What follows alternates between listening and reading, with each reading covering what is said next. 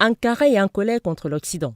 Depuis le putsch manqué de justesse, le président Recep Tayyip Erdogan est dans tous ses États. L'inertie de l'Europe, l'OTAN et les États-Unis, alors qu'un coup d'État était en cours dans un pays allié qui utilise pourtant ses bases militaires dans le cadre des frappes contre l'État islamique, serait la goutte d'eau de trop. Entre répression et critique, Recep Tayyip Erdogan s'en est pris à l'Allemagne, d'abord accusé de l'avoir empêché de s'adresser par vidéo à des ressortissants turcs réunis à Cologne, à l'Italie. Ensuite, sommé de s'occuper de la mafia plutôt que de son fils aîné, Bilal, visé à Bologne par une enquête pour blanchiment d'argent.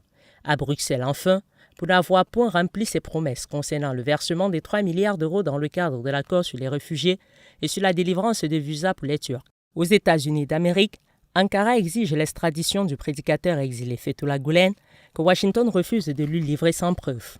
Pour lui, il apparaît désormais clair, au regard du comportement de ses partenaires, que l'Occident soutient les terroristes et se range aux côtés des putschistes et non de la démocratie.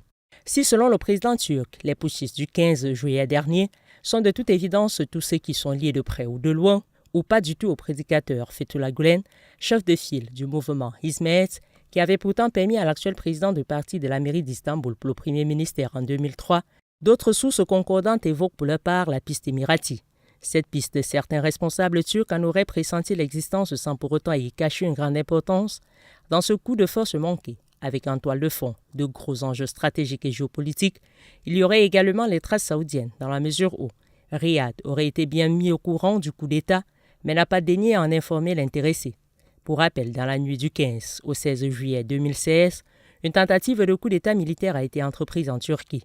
Officiellement, 246 personnes, sans compter les militaires, ont été tuées et plus de 2000 autres ont été blessés dans la nuit du putsch, dont les principaux événements ont eu lieu à Istanbul et à Ankara.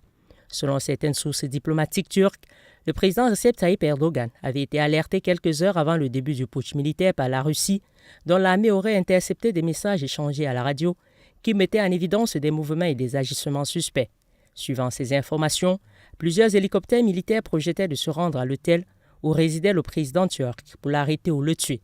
Aux premières heures du coup d'État, Ankara aussi a appliqué les conseils de Téhéran, qui a proposé au président Recep Tayyip Erdogan de faire envahir les rues par ses partisans.